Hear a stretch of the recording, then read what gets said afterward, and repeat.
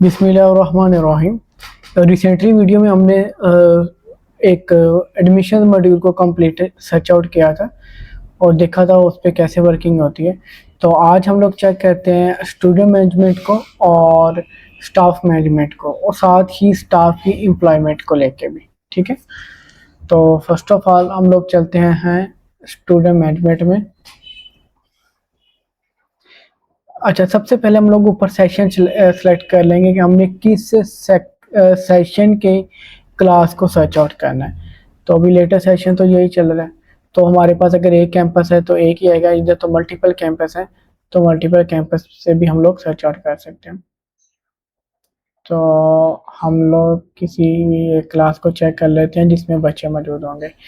अच्छा, जैसे for example ये मेरे पास जो है ये फन ग्रीन के एक्टिव बच्चे हैं। ठीक है, तो फॉर एग्जांपल मैंने वो बच्चे चेक करने हो जो टर्मिनेट हो चुके हैं या जो इनएक्टिव है, तो इनएक्टिव करने के बाद मेरे पास सिर्फ वही बच्चे आएंगे जो इनएक्टिव हो चुके हैं।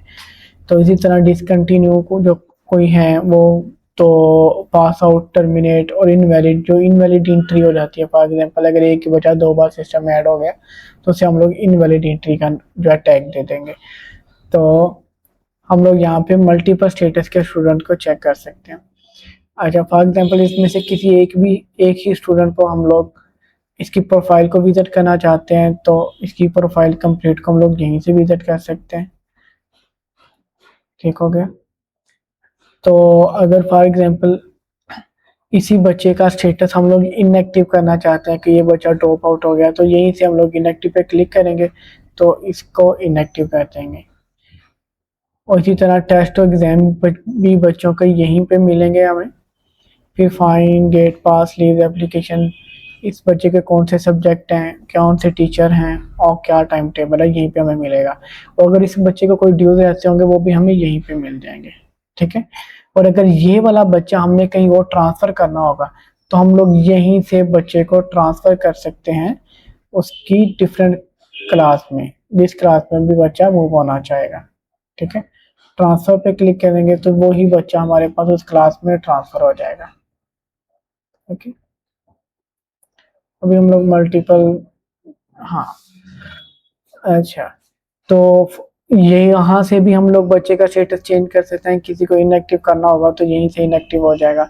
अच्छा, ये मैं बच्चे का स्टेटस चेंज करने जा रहे हैं हम लोग, तो वो बता रहा है कि इस बच्चे को हम लोग इनएक्टिव कर रहे हैं जबकि इसके टोटल ड्यूज में भी 19,000 पड़ा हुआ है। ठीक है, तो हम लोग पहले इस फीस का कोई ना कोई सोल्यूशन निकालेंगे। अगर तो बच्चा फी दे रहा होगा तो हम लोग फिर गो ऑन फी पेमेंट में चले जाएंगे। अगर बच्चा फी नहीं देना चाह रहा होगा तो हम लोग इसके ड्यूज को क्लियर करेंगे। जैसे इसके ड्यूज को क्लियर करेंगे उसके बाद फिर हम लोग इसे, ये ज़ीरो हो गया, उसके बाद हम लोग इसे फिर इनएक्टिव कर देंगे। फिर हमें इस चीज़ का अंदाज़ा रहेगा कि ये बच्चा जो छोड़ के चला गया इसकी इतनी फीसिस को हमने क्लियर किया हुआ है, वो इसकी हिस्ट्री में ऐड हो जाएगा। ठीक है, तो फीस को हम लोग फी मॉड्यूल में जाके डिस्कस करेंगे, लेकिन अभी आपने सिर्फ ये ध्यान में रखना है कि जैसे हम लोग उसको इनएक्टिव करेंगे तो उसका जो है फीसिस की स्टेटस को क्लियर कर देंगे।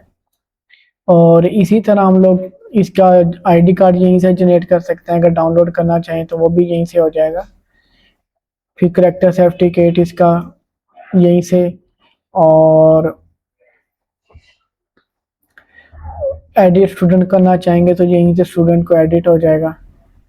और इसी तरह हम लोग स्टूडेंट का स्टेटस, कोई एक्टिविटी चेक करना चाह रहे हैं, इसका मतलब ये होता है कि कौन सा बच्चा ऐसा है जो दो, एक बच्चा है वो फॉर एग्जांपल स्कूल को लीव कर गया, लीव करने के बाद वो दोबारा स्कूल में आ जाता है रीएडमिशन के बाद, तो वो इसकी स्टेटस को किस तरह हम लोग चेक करना चाहते हैं, किस डेट को उसने स्कूल छोड़ा और किस डेट को उसने दोबारा आकर रीएडमिशन लिया, तो वो होता है इनएक्टिविटी। तो अभी हम लोग दोबारा इनएक्टिविटी को चेक करते हैं कि वो हमें कैसे, उसको हम लोग कैसे चेक कर सकते हैं।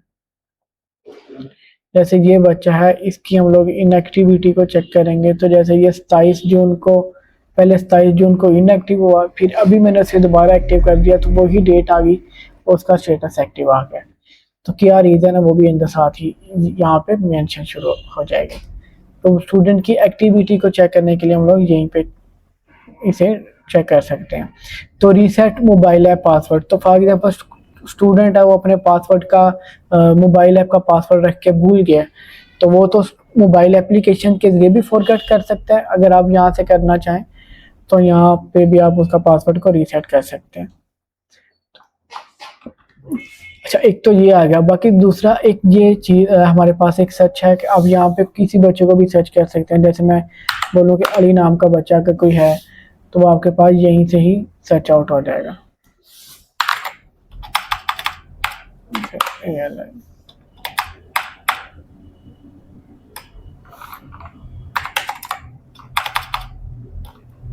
तो मैंने कोमल किया तो यहाँ पे कोमल आ गया, ठीक है। तो अगर फॉर एग्जांपल मैं कोई मल्टीपल फिल्टर्स हम लोग चेक करना चाह रहे हैं कि मैं चेक करना चाह रहा हूँ कि ऐसा कोई भी बच्चा जिसके फादर नेम में अफजल आ रहा हो, तो आप यहाँ से भी उसे चेक कर सकते हैं। पेरेंट नेम कंटेन अफजल, ये मेरे पास वो बच्चा अगर जिसके फादर नेम में अफजल आता है, इसे कहते हैं एडवांस फिल्टरिंग। एडवांस फिल्टरिंग भी आप यहीं से कर सकते हैं, ठीक है। इसे क्रॉस करेंगे तो वो चेंज हो जाएगा। ये है अगर आप कोई भी कॉलम हाइड करना चाह रहे होंगे तो आप यहीं से कर सकते हैं, ठीक है। अगर इन्हीं चीज का प्रिंट आउट लेना चाह रहे होंगे तो आप यहीं से उसका प्रिंट आउट ले लेंगे, ठीक है। ये आ गया प्रिंट। फिर इसे एक्सेल में एक्सपोर्ट करना चाहेंगे इस कंप्लीट डाटा को, तो आप ये सिंपली से एक्सेल में एक्सपोर्ट भी कर सकते हैं, ठीक है। तो फॉर एग्जांपल आप किसी भी कॉलम को मूव करना चाहेंगे लेफ्ट टू राइट या राइट टू लेफ्ट, तो आप यहीं से किसी भी कॉलम को मूव कर सकते हैं। तो अगर आप किसी भी एक कॉलम को सॉर्टिंग करना चाह रहे हैं तो आप इस तरह उस कॉलम की सॉर्टिंग भी कर सकते हैं।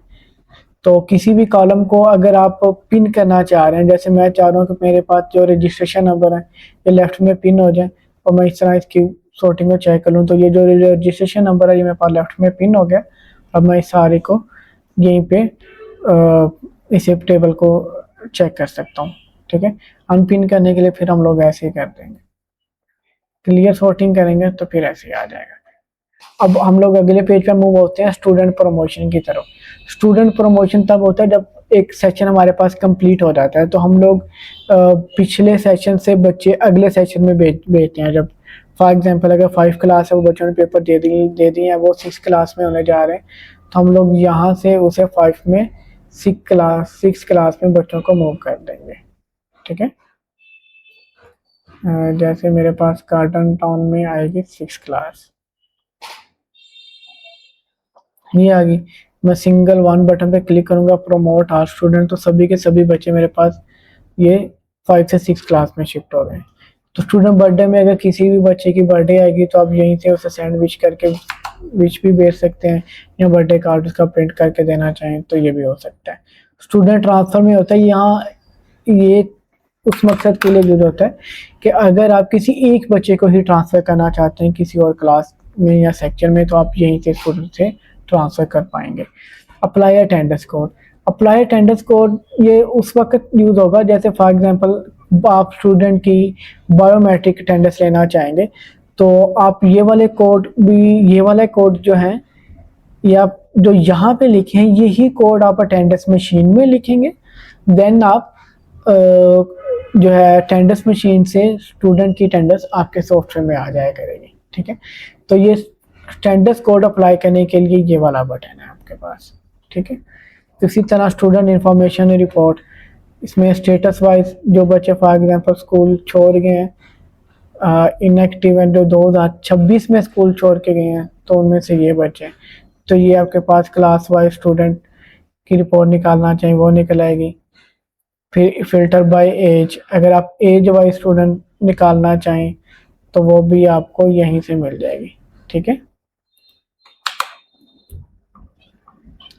इसी तरह student status report, student strength report, हम लोग स्टूडेंट स्ट्रेंथ रिपोर्ट निकालना चाहते हैं कि 2026 में हमारे पास कौन से कैंपस में कितने बच्चे हैं।